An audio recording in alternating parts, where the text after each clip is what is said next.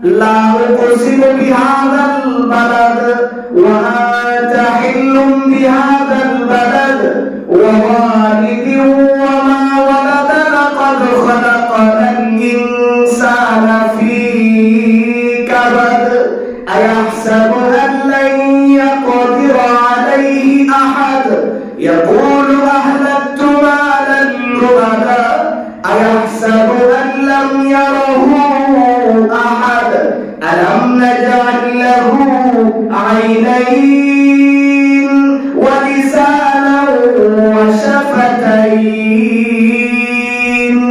আমার ভাইজান নবী যখন তিলাওয়াত করতে করতে এই দুইটা আয়াত তিলাওয়াত করলেন মনে হতে মক্কার মুশরিকরা দাঁড়ায় বলেন ইয়া রাসূলুল্লাহ আমাদের চক্ষুগুলি দিয়েছেন আল্লাহ সুবহানাহু ওয়া তাআলা الذين يقولون ربنا إننا آمنا فاغفر لنا ذنوبنا وقنا عذاب النار الصابرين والصادقين والقانتين والمنفقين والمستغفرين بالأسحار شهد الله أنه لا إله إلا هو والملائكة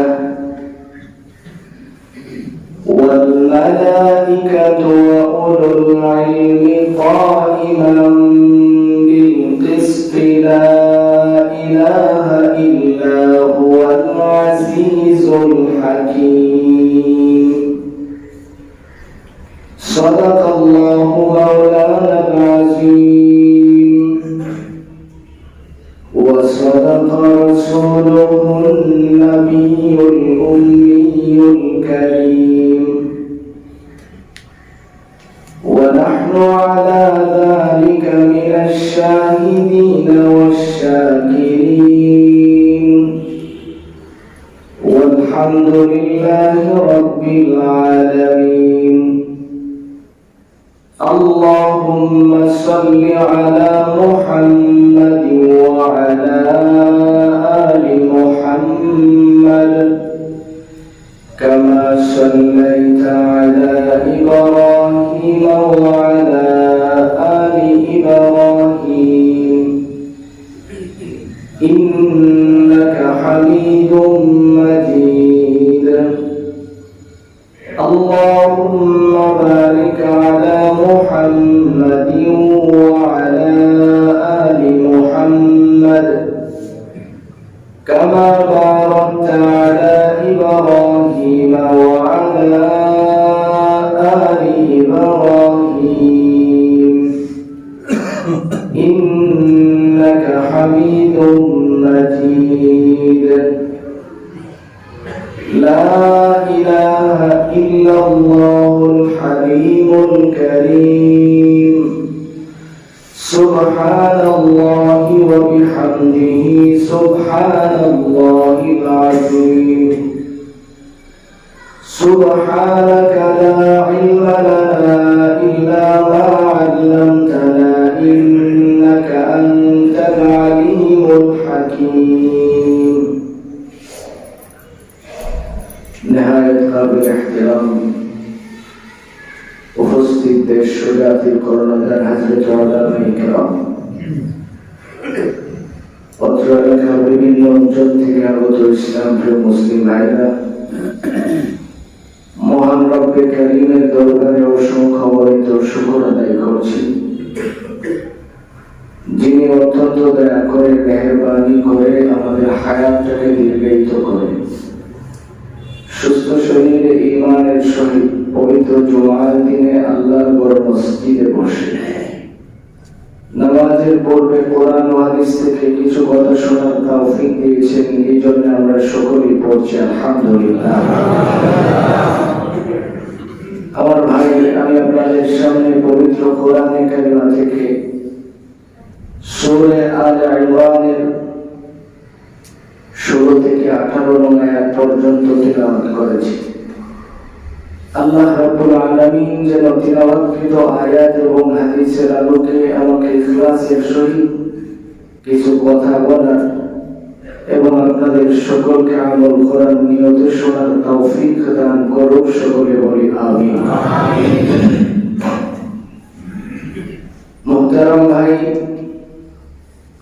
আমরা গত জুমায় শুনছিলাম আল্লাহ রাব্বুল ইজ্জত ওয়াল জালাল কঠিন ময়দানে মাহশরে কিছু কিছু মানুষকে তার আরশের নিচে স্থান করে দিবেন। রহমতুল লিল আলামিন নবী তার সংজ্ঞা দিয়েছেন হাদিস শরীফের মধ্যে যে কই শ্রেণীর মানুষকে আল্লাহর আরশের নিচে স্থান করে দেওয়া হবে। নবীজি 7 প্রকারের মানুষের কথা এই হাদিসের মধ্যে বলেছেন। এর মধ্যে 1 নম্বরে বলেছিলেন ন্যায় বিচারক, যারা ন্যায় বিচার করে।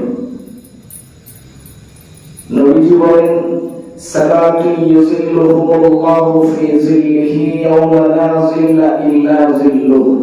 ইমামুল আদিল 1 নম্বরের ন্যায় বিচারক যারা। 2 নম্বর ওয়াশাবুন নাশাআ ফি ইবাদাতিল্লাহ।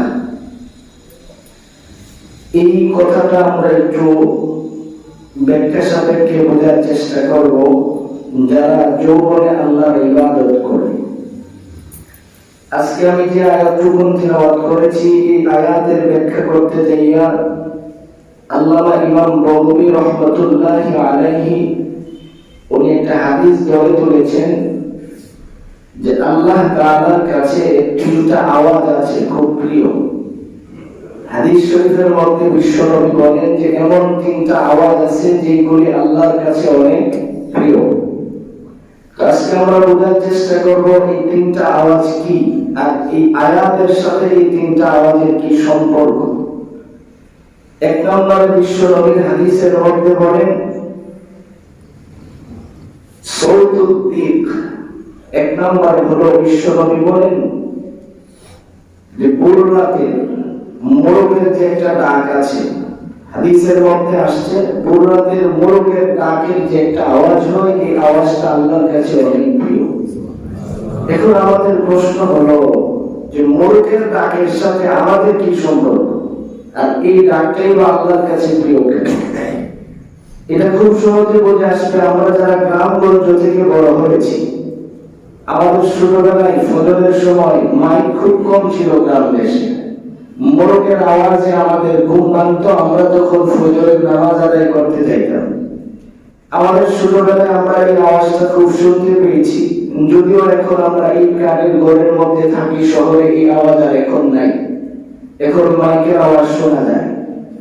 আমাদের ছোটবেলায় খুব বিরল ছিল, মাইক পাওয়া যাইতই না, খুব কম। তো হাদিস শরীফের মধ্যে এই ব্যাখ্যাটাই আল্লামা ইমাম বগবী রহমাতুল্লাহ আলাইহি লিখেন যে মোরগের ডাক যে সময় দেয় এটাকে সুবহে সাদিক বলে। এই সময়ের যত ডাক আছে সব ডাক আল্লাহর কাছে অনেক প্রিয়। আর এই সময়ের ডাকটা হলো মুয়াজ্জিনের ফজরের আযানের ডাক।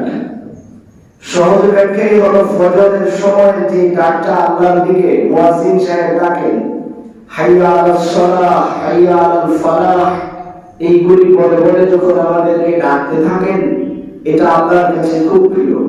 আর এই প্রিয় ডাকে যারা সাড়া দেয় আল্লাহ তাদেরকেও প্রিয় বানিয়ে দেন। সুবহানাল্লাহ ওয়া বিহামদিহি। 2 নম্বরে আল্লাহ তাআলার কাছে ওই ডাকটাই প্রিয় ভোর রাতে গভীর রজনীতে যে মানুষ কান্নার ডাক ডাকে আর বলে যে মালিক তুমি আমাকে মাফ করে দাও, আল্লাহ তুমি আমার মা বাবাকে মাফ করে দাও, আল্লাহ তুমি আমার আপনজনকে মাফ করে দাও। গভীর রাত্রে এই যে একটা কান্নার শব্দ, এটা আল্লাহর কাছে অনেক প্রিয়। তো এই জন্যই আমি আজকে এই আয়াতটুকু তিলাওয়াত করেছি।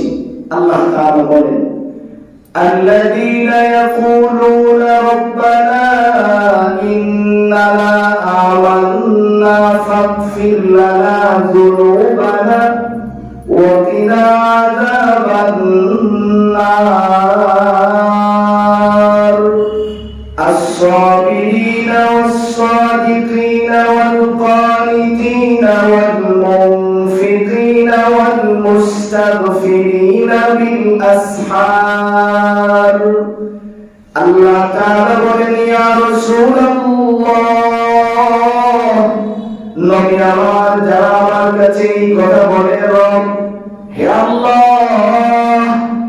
আপনি আমাদেরকে মাফ করে দেন কেননা আমরা ঈমানওয়ালা নিজেরা ঈমান এনেছি এবং আপনি আমাদেরকে জাহান্নামের আগুনে দিয়েন না মালিক আপনি আমাদেরকে জাহান্নাম থেকে মুক্তি দান করেন কারণ আমরা সাক্ষ্য প্রদান করতেছি আস-সাবিরিনা ওয়াস-সাদিকিন আমরা ধৈর্য ধারণ করি এবং আমরা সত্যবাদী والقانتين والمنفقين والمستغفرين بالأسحار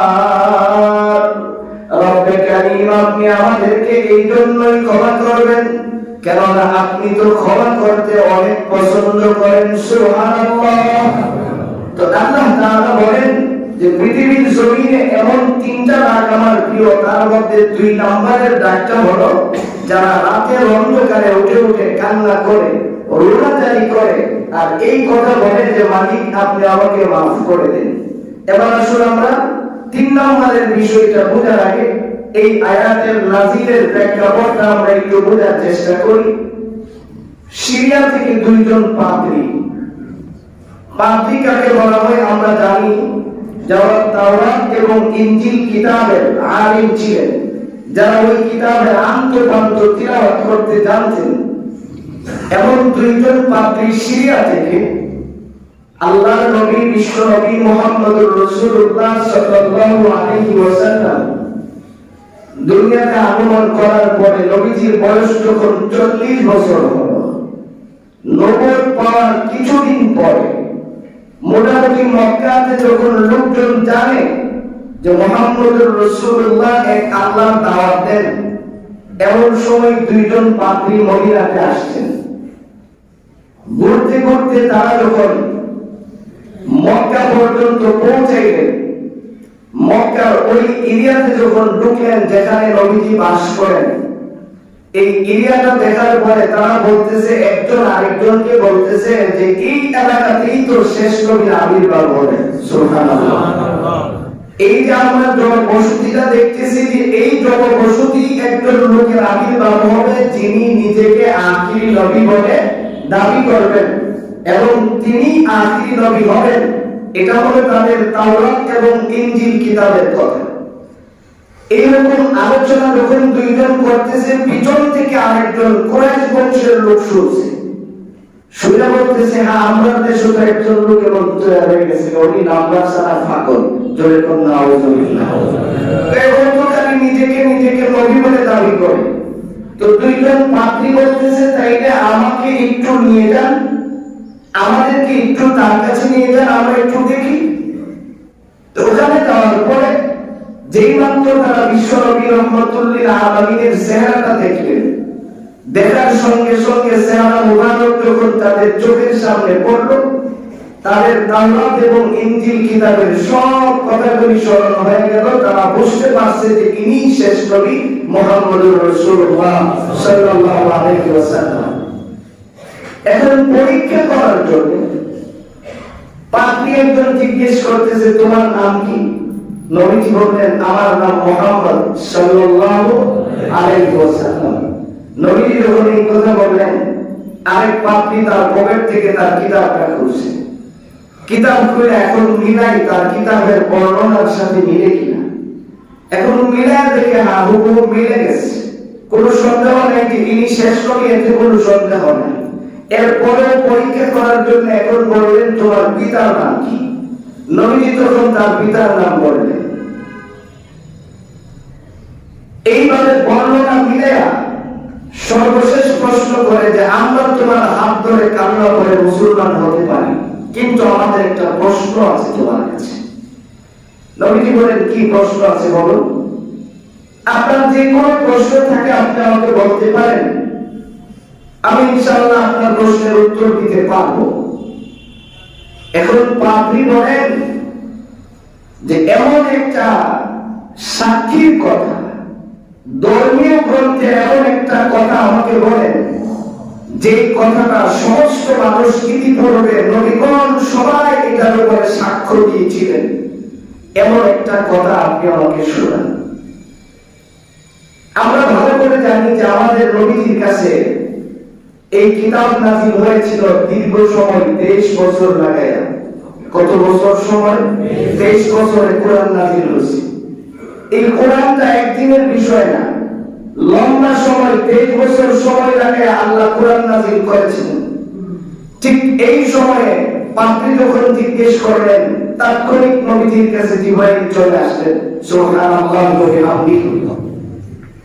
জিবরাইল আয়েশা বিশ্বনবী মুহাম্মদুর রাসূলুল্লাহ সাল্লাল্লাহু আলাইহি ওয়াসাল্লামকে শোনায়া দিলেন এই আয়াতটুকু। আমি আপনাদের সামনে যে আয়াত তিলাওয়াত করছি, নবীজিকে যখন শোনায়া দিলেন, বিশ্বনবী তখন শুনাইলেন, শাহিদাল্লাহু আন্নাহু লা ইলাহা ইল্লাহু ওয়াল মালাইকা ওয়া উলুল ইলমি কাইমান বিল কিসত লা ইলাহা ইল্লা হুয়াল আজিজুল হাকীম। নবীজি যখন এইটুকু মাত্র শোনাইলেন, তাৎক্ষণিক পাত্রীরা উচ্চ আওয়াজে কালিমা পড়ে সাথে সাথে নবীজির হাত ধরে মুসলমান হয়ে গেলেন। এই হলো আয়াত নাযিলের প্রেক্ষাপট। এখন আমরা বোঝার চেষ্টা করব যে এই আয়াতটা শোনার পরে পাত্রীরা মুসলমান হয়ে গেলেন, আর এই আয়াতগুলির প্রতি আজকে আমাদের অনেক দূরে আমরা কিন্তু আয়াত দেখি। ইমাম বগবী রাহমাতুল্লাহি আলাইহি লিখেন যে আল্লাহ তাআলার কাছে অত্যন্ত প্রিয় তিনটি আওয়াজ আছে, যে আওয়াজগুলি যদি কেউ গ্রহণ করে, এই প্রিয় আওয়াজটাকে যদি সে তার নিজের জন্য প্রিয় বানায় নেয়, আল্লাহ তাআলা পাশাপাশি ওয়াদা করছেন তার দুনিয়া এবং আখিরাতের জিম্মাদারি স্বয়ং আল্লাহ দিয়ে নেবেন। সুবহানাল্লাহ। যারা আল্লাহর প্রিয়টাকে নিজের প্রিয় বানায়, এই তিনটা আওয়াজকে যদি মানুষ প্রিয় বানায় নিতে পারে, তো আল্লাহ রাব্বুল ইজ্জত তার দুনিয়া এবং আখিরাতের যা যা প্রয়োজন সবকিছু দিয়ে দিবেন। বিশেষ করে আমি এখান থেকে যুবকদেরকে একটা নসিহত করতে চাই যে আজকে যুব সমাজ ধ্বংসের ধারপ্রান্তে দাঁড়িয়ে আছে। আমি পরবর্তী ধ্বংস হয়ে গেছে, একেবারে ধারপ্রান্তে দাঁড়িয়ে আছে। তার জন্য 100% দায়ী হলো তার বড় মোবাইল। যার বয়স যত কম তার মোবাইল তত বড়। এটা আমি আমার সার্ভে থেকে বলি। আজকে থেকে আমার সমাজটা কোন জায়গায় গিয়ে দাঁড়িয়েছে। আমাদের ছোটবেলায় আমাদের মা চাচিরা যখন আমাদের খানা খাওয়াইতেন, ওনারা আমাদের খাবারও দিতেন, এই খাবার এক নম্বর মুখে ঢুকে দিয়ে তার শ্বশুর শাশুড়ির সেবা করে আসতেন, অথবা ঘরের কোনো কাজ করে আসতেন, অথবা স্বামীর আরেকটা জিনিস গুছাইয়া দিয়ে আসতেন, এই ফাঁকে বাচ্চাটা রূপপাটা খাইতো, তারপরে তো পরিস্থিতির এখন কি পরিস্থিতি হয়ে দাঁড়ালো, সকাল বিকাল নাই 24 ঘন্টা কার্টুনের আওয়াজ শোনা যায়। বাচ্চাদেরকে খানা খাওয়াইতে হলো মোবাইল, মোবাইল ছাড়া তাদেরকে খায় না, মোবাইল ছাড়া বাচ্চা বসে না, মোবাইল ছাড়া বাচ্চা ঘুমায় না। তো পরিস্থিতিটা কি হয়ে দাঁড়ালো আপনি দেখেন যে আজকে আপনি আল্লাহর জিম্মা থেকে আল্লাহর প্রিয় যে তিনটা আওয়াজ ছিল, এই তিনটা আওয়াজ আপনার কাছে অপ্রিয় হয়ে গেল, আর আপনার কাছে যান্ত্রিক আওয়াজটা অনেক প্রিয় হয়ে গেল। যার কারণে যুবক আর কিছু না, তুমি যদি মোবাইলটার ব্যবহার কমিয়ে দিয়ে আর কিছু করার দরকার নাই, লেখাপড়া করো, একটা বই হাতে রাখো, পড়তে থাকো, দেখবা তোমার জীবনের মন চেঞ্জ হয়ে গেছে। আমি আমার অভিজ্ঞতা আমাকে বলি যে আমি যেটুকু সময় পাই চেষ্টা করি কিছু না কিছু পড়তে। তো এইরকম করে নিজেকে একটু ব্যবহারটা নিয়ে আসো, দেখো কত পরিবর্তন হয়। যে যখন সময় পাবো খাবো ঘুমাবো, পাশাপাশি যে আমার অবসর সময়টা আছে আমি একটু লেখাপড়ার মধ্যে কাটাইতে চেষ্টা করি, তাহলে দেখবেন যে দুনিয়ার শান্তি কি পরিমাণে তোমার মধ্যে বিরাজ করে। এই জন্য আল্লাহ তাআলা বলেন যে নবী আপনি বলেন যে আমার কাছে তিনটা আওয়াজ খুব প্রিয়, এর মধ্যে একটা আওয়াজ হলো সকালবেলার ডাক। সকালবেলা মুয়াজ্জিন যখন মানুষকে নামাজের দিকে ডাকে, এই আওয়াজটা আমার কাছে প্রিয়। আর যারা এই আওয়াজটাকে নিজের প্রিয় বানায় আমার ঘর পর্যন্ত ঢুকে যায়, আমি আল্লাহ তাআলা তার দুনিয়া এবং আখিরাতের জিম্মাদার হয়ে যাই। হাদিস শরীফের মধ্যে আসছে কেউ যদি দুনিয়া বিনোদ ছাড়া আযান দেয়, আল্লাহ রাব্বুল আলামিন তার 1000 নবীর সন্তান করেন। নবীর মাত্র কোনো সুযোগ নাই। 1000 অন্যান্য পয়গম্বরের সব আল্লাহ তাদের সঙ্গে সঙ্গে দান করে দেন। কেউ যদি দুনিয়াবি কোনো উদ্দেশ্য ছাড়া আযান দেয়, কেননা এই আযানের আওয়াজটা আল্লাহর কাছে অনেক প্রিয়। আল্লাহ রাব্বুল আলামিনের কাছে এই শব্দটা অনেক দামি। এই জন্য আসুন 2 নম্বরে বিশ্বনবী বলেন যে আল্লাহ তাআলার কাছে 2 নম্বরে প্রিয় যে জিনিসটা, এটা হলো কুরআনের কান্নার আওয়াজ। বলাতে যারা বলে যে আল্লাহ তুমি আমাকে মাফ করে দাও, আল্লাহ তাআলা বলেন যে যারা বলে যে আল্লাহ তুমি আমাকে মাফ করে দাও, কেননা আমি ঈমান আনছি, তুমি আমাকে জাহান্নাম থেকে মুক্তি দাও, এই যে একটা রোনা জারি করে, এটা আল্লাহর কাছে অনেক প্রিয়। এটা আল্লাহ রাব্বুল আলামিনের কাছে অনেক দামি। এই জন্য এটা আল্লাহর কাছে অনেক প্রিয়। 3 নম্বরে বিশ্বনবী বলেন সাউজিদ দিতি ইয়াকরাউল কোরআন। 3 নম্বরে আল্লাহর কাছে অনেক প্রিয় হলো কোরআন তিলাওয়াতের আওয়াজ। তো আজকে একটু হিসাব দিলাম যে কোরআন তিলাওয়াতের আওয়াজ আমার কাছে কতটুকু প্রিয়। দৈনিক কয় ঘন্টা আমার কাছে কোরআন তিলাওয়াতের আওয়াজ পৌঁছায়, আর দৈনিক কয় ঘন্টা দুনিয়ার অন্যান্য আওয়াজ আমার কাছে পৌঁছায়। এই হিসাবটা করলেই আপনি বুঝে নিতে পারবেন যে আমার প্রিয় কোনটা আর আমাদের প্রিয় আমরা কোনটাকে বানিয়ে নিয়েছি। রব্বুল ইজ্জতের প্রিয় কোনটা আর কোন জিনিসটাকে আমি প্রিয় বানাইছি। মুহতারাম ভাই, এই কথা বলতেছিলাম, কোরআনের তিলাওয়াতটা এত প্রিয় আল্লাহর কাছে, এই প্রিয়টা বুঝেছিলেন সাহাবায়ে কেরাম, যার কারণে সাহাবায়ে কেরাম এটাকে অনেক দামি মনে করতেন। কোরআনের তিলাওয়াতের পিছনে তারা অনেক গুরুত্ব দিতেন, কোরআনের তিলাওয়াতকে তারা অনেক সময় দিতেন, কোরআনের তিলাওয়াতকে শুনতে অনেক সময় তারা ব্যয় করতেন। আর আমরা তার উল্টাটা করি। হাদিস শরীফের মধ্যে আসছে, আপনার আমার নবী বিশ্বনবী মুহাম্মদুর রাসূলুল্লাহ সাল্লাল্লাহু আলাইহি ওয়াসাল্লাম যখন নবুয়ত নিয়ে মানুষের ধারে ধারে যাইতেন, মানুষ বিভিন্ন সময় নবীকে বিভিন্ন উল্টা পাল্টা প্রশ্ন করতেন। আমাদের সমাজে দেখবেন এমন কিছু মানুষ এখনো বিদ্যমান আছে যে তারা কাজ ছাড়াও কিছু অনেক উল্টা প্রশ্ন করে, যেগুলির কোনো গুরুত্ব নেই, যেগুলির কোনো প্রয়োজন নেই। এই কয়েকদিন আগে আমাকে একটু জিজ্ঞাসা যে হুজুর বেলালের দাদার নাম কি আছে? আমি চিন্তা করলাম যে এটা কি প্রশ্ন হলো, যে বেলালের দাদার নামের দরকার নেই। তা আমি ওনাদের সত্যিটা জিজ্ঞাসলাম, আপনি কি তার কাছে টাকা পয়সা পাইবেন? এখন হুজুর আমি জায়গা আমার খুব জরুরত আছে, আমি পরে আপনার সাথে দেখা করব। তো চিন্তা করেন যে অনেক অকেজু এই জাতীয় প্রশ্নগুলি মক্কার মুশরিকরা নবীকে করতেন। উল্টা পাল্টা খালি জিজ্ঞাসা, তুমি কেন নবী হইলা? নবী হওয়ার আমল পাইছিল না আল্লাহ? তোমার মা বাপ নাই, কিছুই নাই, তুমি নবী হইতে চাইবা কেন? এইরকম বিভিন্ন প্রশ্ন করতেন। ঠিক এই সময় আল্লাহ তাআলা সূরা রহমান নাযিল করলেন। রহমান নাযিল করে এই সূরাটার ভিতরে আল্লাহ কিন্তু কি কি দয়া আমাদেরকে করছেন সবিস্তারে সমস্ত দয়ার বর্ণনা দিয়েছেন। যে আমি যে রহমান, আমি যে তোমাদের পালন কর্তা হওয়ার দাবিদার, এটার পূর্ণ বিবরণ আল্লাহ সূরা রহমানে দিয়েছেন। সূরা রহমান নাযিল হওয়ার পরে তাফসীরের কিতাবে পাওয়া যায় 2টা বর্ণনা। একটা হলো নবীকে বলা হয়েছে যে আপনি এই সূরা রহমানটা একজনকে দিয়ে লিখে কাবাগরের দরওয়াজায় লটকায়া দিবেন। মক্কার লোকেরা আরবি ভাষী, তারা আরবি বোঝে, আরবি পড়তে পারে, তারা পড়ে বুঝা দিব যে আল্লাহকে, আল্লাহর পরিচয় তারা পেয়ে যাবে, আপনি লিখে দিবেন।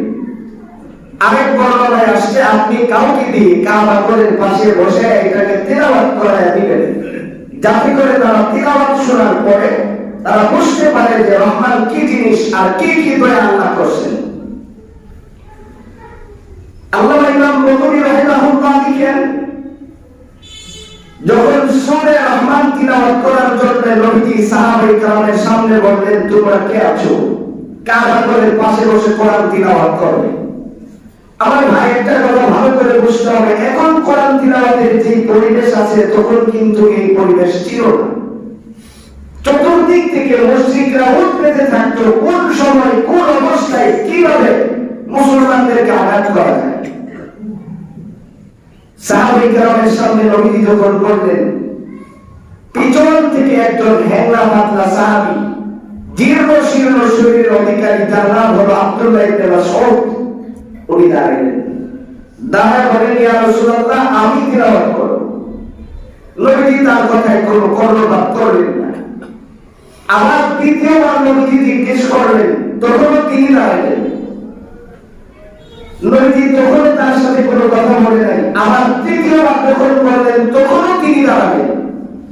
এবার নবীজি জিজ্ঞেস করে, আব্দুল্লাহ ইবনে মাসউদ, তুমি ছাড়াও তো আরো শক্তিশালী মানুষ যেখানে আছে, কারণ এটা তো অনেক শক্তির কাজ, উচ্চ আওয়াজে কোরআন তিলাওয়াত করবা, সাহসের দরকার, তুমি তো জীর্ণ একজন মানুষ।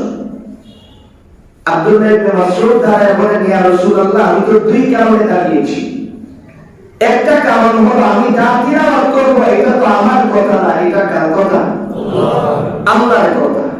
তাহলে আমি তো রবের কথা বলবো, আমার কাজটা কি চেষ্টা করা, বাকিটা করবেন আল্লাহ। আর দুই নম্বরে আমি রাজি হওয়ার কারণ আমি জানি আমি যখন তিলাওয়াত করবো মুশরিকরা আমাকে আঘাত করতেই পারে, কিন্তু এই তিলাওয়াতের দ্বারা আমার রবের সাথে যে আমার একটা সম্পর্ক হবে, এটা আমার বিশ্বাস, রব্বে কারীম আমাকে হাসরের ময়দানে বিনা হিসাবে জান্নাত দিয়ে দিবেন। আল্লাহর নবী কথাটাই বলেন যে দুই নাম্বার, তিন নাম্বারে আল্লাহর কাছে সবচেয়ে প্রিয় হলো কোরআন তিলাওয়াতের আওয়াজ। এটা আমার মানুষ খুব সুর দিয়ে পড়ে, অথবা সুর ছাড়াই পড়ুক। সুর তো আমরা সবাইকে দেয় না, সুর এটা আল্লাহ প্রদত্ত একটা নিয়ামত, এটা সকলের নাই। কিন্তু আপনি এই কথাটা 100% বিশ্বাস করতে হবে যে কোরআন তিলাওয়াত সুর ছাড়া করলেও খারাপ লাগে না। আল্লাহর কালাম এমন একটা জিনিস, এই কোরআন তিলাওয়াত কেউ সুর দিয়ে করলে যত ভালো লাগে, সুর ছাড়া করলে খারাপ লাগে না। দুনিয়াবি জিনিস সুরের প্রয়োজন হয়, কিন্তু কোরআন তিলাওয়াতে সুরের প্রয়োজন হয় না, শুদ্ধ করে তিলাওয়াত করতে পারলেই চলে। আব্দুল্লাহ ইবনে মাসউদ কাবা ঘরের পাশে গেলেন, শুরু করলেন সূরা রহমান তিলাওয়াত। আপনারা যারা হাজী সাহেব আছেন ভালো করে জানেন, হাতিয়ে কাবা থেকে বরাবর এই কর্নারে কিন্তু আবু জাহেলের বাড়ি, বেশি দূর না। দাঁড়ায় যখন আব্দুল্লাহ ইবনে মাসউদ কোরআন তিলাওয়াত করতেছেন, এই আওয়াজটা আবু জাহেলের কানে ঢুকছে। আবু জাহেল দৌড়ে ঘর থেকে বের হয়ে আসছে।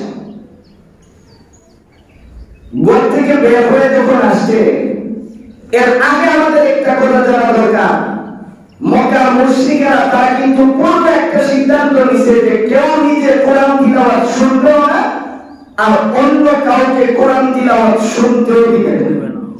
এটা হলো তাদের পরামর্শক্রমের সিদ্ধান্ত যে আমরা নিজেরা কোরআন শুনবো না, আর কেউ শুনবে এটাও দিব না। আল্লাহ তাআলা এই কথাটা কোরআনের মধ্যে বলেছেন যে তাদের সিদ্ধান্তটা এরকম ছিল, ওয়াকালাল্লাযীনা কাফারু লা তাসমাউ লিহাযাল কুরআন ওয়ালগাউ ফীহি লাআল্লাকুম তাগলিবুন। যখন কোরআন তিলাওয়াতের আওয়াজ মানুষের কর্ণকুহরে পৌঁছে যাবে, তখন তাদের কাজ ছিল হট্টগোল শুরু করে দেওয়া, যাতে করে না শুনতে পারে। এক পর্যায়ে কুরাইশের লোকেরা যখন এই সিদ্ধান্ত নিল, সমষ্টিগতভাবে তারা আসছেন নবীজির কাছে প্রস্তাব নিয়ে যে ভাতিজা, তুমি আর এই কোরআন তিলাওয়াত শোনাও না, তোমার কি দরকার এটা আমরা পূর্ণ করে দেব। আল্লাহর নবী বলেন, কোরআন তিলাওয়াত করব কি করব না এই অথরিটি আপনি দেওয়ার, আমাকে কেউ না। করব কি করব না এটা আমার সিদ্ধান্ত, আপনার কি বলার আছে আপনি এটা বলেন। কোথায় আমাদের বলার হলো আমরা তোমাকে কিছু প্রশ্ন করতে চাই। নবীজি বলেন, আমাকে প্রশ্ন করেন। আচ্ছা, প্রশ্নটা কিছুদিন পরে করো, আর এই দিন পর্যন্ত তুমি কোরআন তিলাওয়াত করতে রাখবা। তাদের সিদ্ধান্ত হলো যে সামনে আসতেছে মক্কাতে বিশাল বড় একটা বাণিজ্য মেলা, বিশ্বের বিভিন্ন দেশ থেকে লোকজন এখানে আসবে। আমাদের সাথে ব্যবসা করার জন্য তারা আসে। এখানে যদি মোহাম্মদ দাঁড়ায় দাঁড়ায় কোরআন তেলাওয়াত করে, তাহলে আওয়াজটা তো সহজে সারা বিশ্বে পৌঁছে যাবে। আপাতত এই সময় পর্যন্ত তারা বন্ধ রাখে। আর তখন তারা প্রশ্নটা করবে কি, এটা তো নিজেরা জানে না। এই জন্য তিনজন প্রতিনিধিকে তারা সেই সিরিয়াতে পাঠাইলেন। ওখানে বড় বড় পাত্রীরা থাকে, তাদের কাছ থেকে এই 3 মাস সময়ে 3টা প্রশ্ন নিয়ে আসবে। আসলে এই প্রশ্নগুলি করব, আর এই ফাঁকে আমাদের মেলা শেষ হয়ে যাবে, মোহাম্মদ এতগুলি লোক একসাথে যাবে। এটা হলো তাদের সিদ্ধান্ত।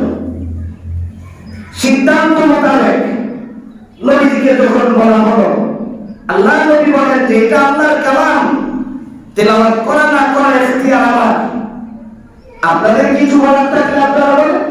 তখন তারা বলবে যে 3 মাস পরে তোমাকে প্রশ্ন করবো। কারণ কি প্রশ্ন করবে এটা তো তারা নিজেরা জানে না।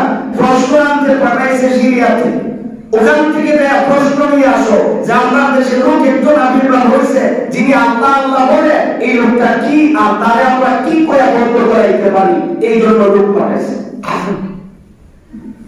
মক্কা থেকে এই মেলা যখন শুরু হয়, নবীজিও চিন্তা করছে যেহেতু বিভিন্ন লোক আসবেন, আমি সহজে তাদের কাছ থেকে কোরআন শোনাই দিতে পারবো তাদেরকে।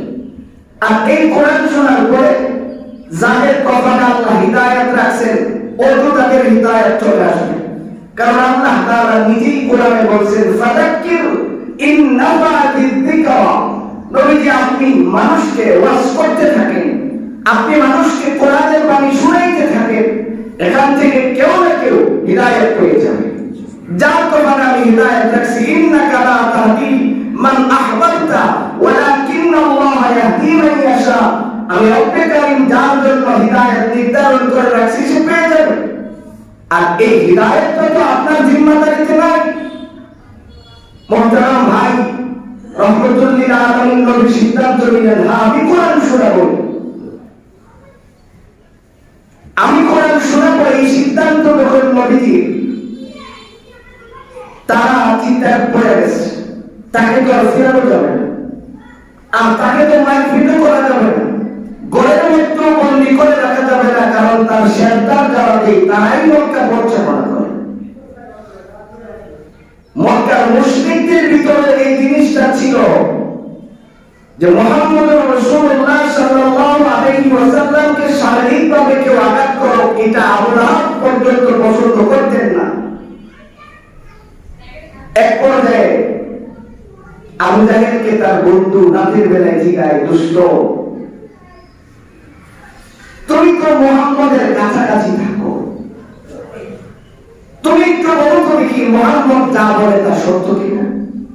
আর এই আবু জাহেলই কিন্তু নবুয়ত পাওয়ার 4 থেকে 6 মাস আগে, অর্থাৎ নবীজির বয়স যখন 39 বছর 6 মাস, ওই সময়ে মক্কার বিশাল বড় এক সভার মধ্যে আবু জাহেল নিজে একটা প্রস্তাব ঘোষণা করেছিল, ও মক্কাবাসী তোমরা শোনো যে মুহাম্মদ তার আচার আচরণে আমাদের কাছে এমন প্রিয় হয়েছে, এই জন্য আমরা তাকে আল আমিন উপাধি দিতে চাই।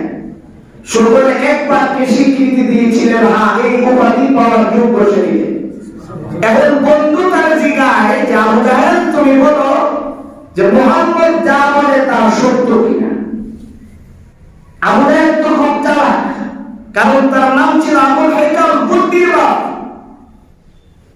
কোরআন না থাকার কারণে আবু জাহেল মূর্খের বাপ হয়েছে।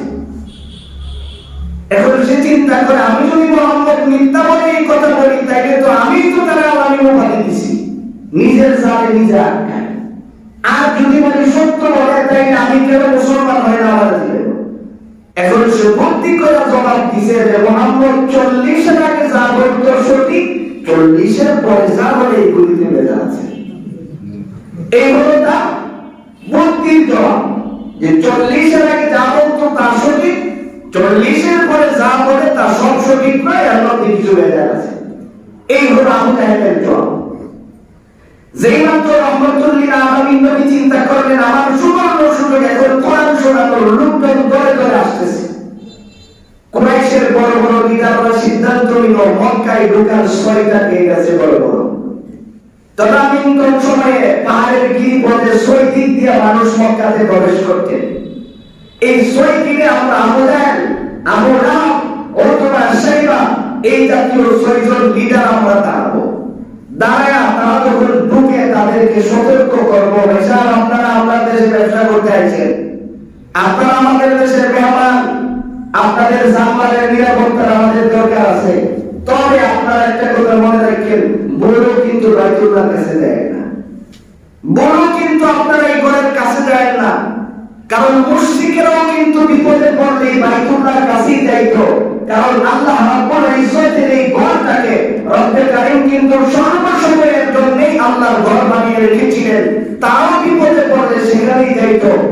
অনেকে আমরা কথা ইতিহাস তালাশ করতে দেখবেন, মক্কাতে একবার বৃষ্টি বন্ধ হয়ে গেছে। নবীজি যখন দুনিয়াতে আগমন করছেন বয়স মাত্র 13 থেকে 25 দিন। নবীজির বয়স মাত্র 13 থেকে 25 দিন, বৃষ্টি নাই দীর্ঘদিন ধরে। তখন নবীজির দাদা আব্দুল মুত্তালিব বিশ্বনবী রাহমাতুল লিল আলামিনকে আমিনার কোল থেকে নিয়ে গেলেন কাবা ঘরের সামনে গিয়া এইভাবে দুই হাতের উপরে উঠায়া কাবা ঘরের যে মাঝামাঝি যেখানে পাথরটা রাখা হয়েছে হযরত আসওয়াদ আর পাশাপাশি দরওয়াজা, এই দুইটার মাঝামাঝি যে জায়গাটা এটার নাম হলো মুরতাজাম। এই বরাবর নবীজিকে উপরে উঠায়া মুরতাজামের কাছে রাইখা বলেছিলেন, ও আসমানের মালিক, ও কাবার মালিক, এই শিশু মুহাম্মদকে ওসিলা করে তুমি আমার বৃষ্টি দিয়ে দাও। ইতিহাস প্রমাণ করে তাৎক্ষণিক 1 সেকেন্ড দেরি হয় নাই, এই পরিমাণে বৃষ্টি হয়েছে। তাদের যতটুকু চাওয়া ছিল আল্লাহ ততটুকু বৃষ্টি সাথে সাথে দিয়ে দিয়েছে। তো এটা তাদেরও বিশ্বাস আছে যে মুহাম্মদ স্বাভাবিক কোনো জিনিস না, কারণ ইনি শেষ নবী, কোনো সন্দেহ নাই। বিশ্বাস করে তারপরে দ্বিমত পোষণ করার কারণটা কি, এটাই তাফসীর কারকগণ সুন্দর করে ধরে তুলেছেন। তারা এখন সিদ্ধান্ত দিয়ে দিয়েছে, লোকজনের কাছে ঘোষণা শোনায়া দিয়েছে, বলল কাবা ঘরের কাছে যাও। কেন্দ্রে গেলে বাবা এটাও করে দিই, কারণ এই ঘরের কাছে একজন লোক আছে যার নাম মোহাম্মদ। ইদানিং তার মাথাটা একটু নষ্ট হয়ে গেছে, 40 আগে সে ভালো ছিল, এখন কি জানে ব্যাপারে সে নিজেও জানে না কি করে। কাজেই তার কাছে গেলে তোমাদের ক্ষতির সম্ভাবনা আছে, তোমরা ক্ষতি হোক এটা আমরা চাই না। কি পরিমাণে দেখেন, কি টেকনিকে তারা কথাগুলি বললেন যে তোমরা ক্ষতি হোক এটা আমরা চাই না, এই জন্য তোমাদেরকে সতর্ক করলাম। এই সংবাদটা যখন নবীর কানে ঢুকছে, আল্লাহর নবী দিনের মধ্যে খুব ব্যথা পাইছে, চোখ দিয়ে পানি পড়ে গেছে। তাফসীরের কিতাবের মধ্যে আসছে যে এই দিন পর্যন্ত নবীজির চোখ দিয়ে দিন সংক্রান্ত বিষয়ে একবারও পানি আসে নাই, গলায় গলায় পানি পড়তেছে। নবীজি বাইতুল্লাহর দিকে শুধু তাকায় রয়েছে, কিছু বলে না। তাৎক্ষণিক আল্লাহ তাআলা জিবরাইলকে পাঠাইলেন। জিবরাইল আয়েশা নবীকে সান্ত্বনার বাণী শুনাইলেন। জিবরাইল আয়েশা বলতেছেন, নবী আপনি কাঁদেন কেন? তাদের কাজ তারা করবে, আর বাকি কাজ তো আল্লাহ করবেন। কেননা প্রতিটা মানুষের দিন এটা তো আল্লাহ তাআলা কুদরতি ভাবে ওখান থেকে নামিয়ে দেন। সুবহানাল্লাহ। এই কথা যখন বললেন, নবীজি মুসকে হাসি বলেন। এবার লোকজনের কাছে যখন তারা দাঁড়ায় দাঁড়ায় এই সংবাদ প্রচার করে, একজন আরেকজনকে কয়, ভাবছিলাম একা যাবো, এখন তো দেখি যে একা যাও যেত না। কারণ পাগল হলে তো ছোট পাগল না, অনেক বড় পাগল। এত বড় পাগলের কাছে একা যাবো কিন্তু একদম বাইরে বেঁধে যাবো। তাফসীর কিতাবে আসছে এখন 40, 50, 100, 500 এরকম লোক দল বেঁধে বেঁধে আসতে আসতে হজ্জের সময় যে পরিমাণে মানুষ হয়, এই পরিমাণে মানুষ চতুর্দিকে জড়ো হয়ে গেছে। সুবহানাল্লাহ ওয়া বিহামদিহি। লোকজন করে ব্যবসা করতে আইছি, পরে করো, আগে ভালো দেখেন। আমরা তো ভাড়ানি মানুষ, যেটা নিষেধ করা হয় আমাদের যেটা দিন খুব বেশি দেয়। এটা আমাদের না, এটা আমাদের সৃষ্টি থেকে আমাদের দিনের মধ্যে এই ধরনের একটা অবস্থা থাকে, যেখানে ভালো দেওয়া হয় এটার প্রতি মানুষ দাবিত হয় বেশি। দেখেন লেখা থাকে যে এই মাথায় চিন্তা করো চাইতো না, এরপরে মানুষ অনেকে বেশি করে চিন্তা করে। কেমিক্যাল ইনকারেকশন এটা তো ফলা তো সেই কারণে বেশি করে করে। এখন লোকজন এই পরিমাণে জড়ো হয়েছে, আল্লাহর নবীর সঙ্গে সঙ্গে তিলাওয়াত করলেন, লা তুহাররিক বিহি লিসানাকা লিতাজালা বিহি ইন্না আলাইনা জামাহু ওয়া কুরআনা। আল্লাহ তাআলা বলে দিলেন, ইয়া রাসূলুল্লাহ, কোরআন তিলাওয়াতের সময় আপনি কষ্ট করেন না, বারবার আপনি জবান নাড়েন না, কারণ এই জবান নাড়ে আপনার কষ্ট হয় এটা আমি কামনা করি না। আপনার সিনার মধ্যে কোরআন সংরক্ষণ করার দায়িত্ব আমি আল্লাহ নিয়েছি। সুবহানাল্লাহ। এবার নবীজি যখন তিলাওয়াত করেন তাদের সামনে দাঁড়ায় দাঁড়ায় লা উকসিমু বিহাদাল বালাদ ওয়া আনতা হিল্লুম বিহাদাল বালাদ ওয়া ওয়ালিদিন ওয়া মা ওয়ালাদ লাকাদ খালাকানাল ইনসানা ফী কাবাদ আয়াহসাবু আন লান ইয়াকদির আলাইহি আহাদ ইয়াকুলু আহলাকতু মালান লুবাদা أيحسب أن لم يره أحد ألم نجعل له عينين ولسانا وشفتين আমার ভাইজান নবী যখন তিলাওয়াত করতে করতে এই দুইটা আয়াত তিলাওয়াত করলেন মনের মধ্যে মক্কার মুশরিকরা দাঁড়ায় বলেন ইয়া রাসূলুল্লাহ আমাদের চক্ষু খুলে দিয়েছেন আল্লাহ। সুবহানাল্লাহ। এবার তারা বলেন আমাদের জবান আল্লাহ দিয়েছেন, আমাদের চক্ষু দিলেন আল্লাহ, জবান দিলেন আল্লাহ। এই জন্যই তো মক্কার মুশরিকরা আপনার কাছে আসতে নিষেধ করেছিল। অন্যদিন আমরা বুঝতে পারছি আপনি সত্য নবী, কোনো সন্দেহ নাই। হাজার হাজার মানুষ কালিমা পড়ে মুসলমান হয়ে গেলেন। সুবহানাল্লাহ। এই জন্য আল্লাহ তাআলা বলেন যে আমার কাছে তিনটা আওয়াজ সবচেয়ে প্রিয়, তার মধ্যে একটা হলো কোরআন তিলাওয়াতের আওয়াজ। এত প্রিয় একটা আওয়াজ, এটা যদি কোনো মানুষ গ্রহণ করে এই বান্দাটাকে আল্লাহ প্রিয় বানায় নেই। সুবহানাল্লাহি ওয়া বিহামদিহি। আমার ভাই যে কথা বলতেছিলাম, ওই সূরা রহমান তিলাওয়াত করার জন্য আব্দুল্লাহ ইবনে মাসউদ কাবা ঘরের পাশে গিয়ে দাঁড়ায়া তিলাওয়াত শুরু করলেন। আবু জাহেল বই থেকে দৌড় দিয়ে বের হয়ে আসছে। কার এত সাহস? যেখানে আমরা নিষেধ করে রাখছি, আমার এই বাইতুল্লাহর কাছে আইসা, যেই বাইতুল্লাহ আমাদের নিয়ন্ত্রণে, এখানে দাঁড়ায় তিলাওয়াত করে, এত সাহসটা তারা পায় করে এই চিন্তা করে দৌড় দিয়ে আসছে। আয়েশা থেকে আব্দুল্লাহ ইবনে মাসউদ তিলাওয়াত করে, তিলাওয়াত করার সাথে সাথে আয়েশা একটা ধমক দিচ্ছে। ধমক দেওয়ার পর আব্দুল্লাহ ইবনে মাসউদ তার ধমক শুনে নাই, ফিরেও তার দিকে তাকাননি।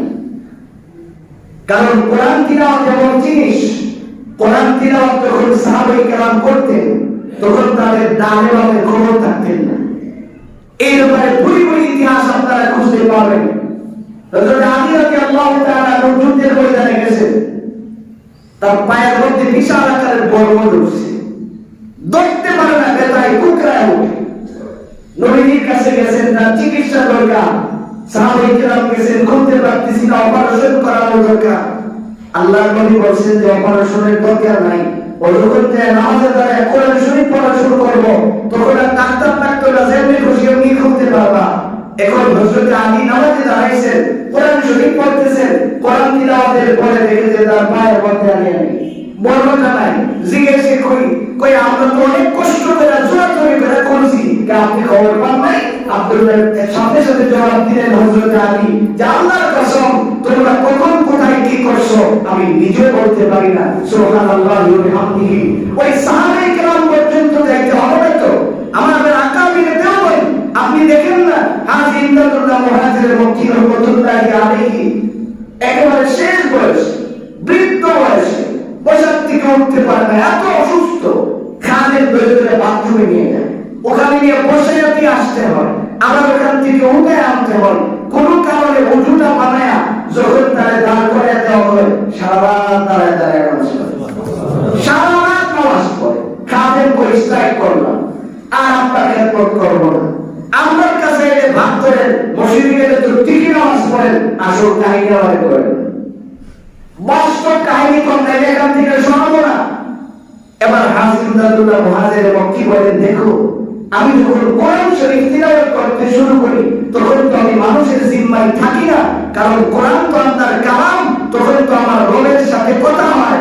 আর মালিকের সাথে যখন কথা হয় তখন দুনিয়াবি কোনো জিনিস আমার মাইন্ডে কাজ করে না। এই জন্য আমি বলতে পারি না কখন আমি কি করি। আমার ভাই, এই জন্যই তো আল্লাহ তাআলা বলেছেন, বান্দা আর কিছু হোক না হোক আমার তিনটা জিনিস প্রিয়, এই প্রিয় তিনটা জিনিসকে তুমিও প্রিয় বানায় দাও। এই তিনটা আওয়াজকে তুমিও যদি তোমার প্রিয় বানাইতে পারো তাহলে আমি আল্লাহ ওয়াদা করলাম দুনিয়া এবং আখিরাতের যত জিম্মাদারি আছে সবগুলো আমি নিজেই তোমাকে গ্রহণ করে নিলাম। এই জন্য হাদিস শরীফের মধ্যে বিশ্বনবী রাহমাতুল্লাহ আলাইহি বলেন, যারা দুনিয়া বিমুখ হাত দিয়ে কোরআন তিলাওয়াতের সময় পাও না, তাদের জন্য নবীজি বলেন, দেখো কোরআন তিলাওয়াত এমন জিনিস, কোরআন তিলাওয়াতের দ্বারা মানুষের রিজিক অটোমেটিক বেড়ে যায়। কারণ আল্লাহ তোমার রিজিকের জিম্মাদারিতে যতটুকু রাখছেন ততটুকুই তো।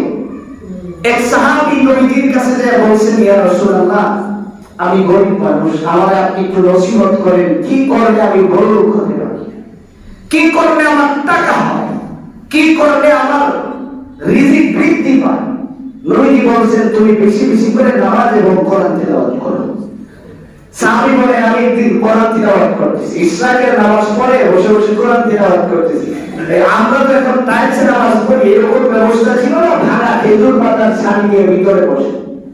ইঁদুরের গর্ত থেকে একটা ইঁদুর মুখের মধ্যে স্বর্ণের টাকা এনে আমার সামনে রাখে, গর্ত থেকে বের করে করে মুখের মধ্যে উঠে উঠে আয়না এনে আমার সামনে রাখে।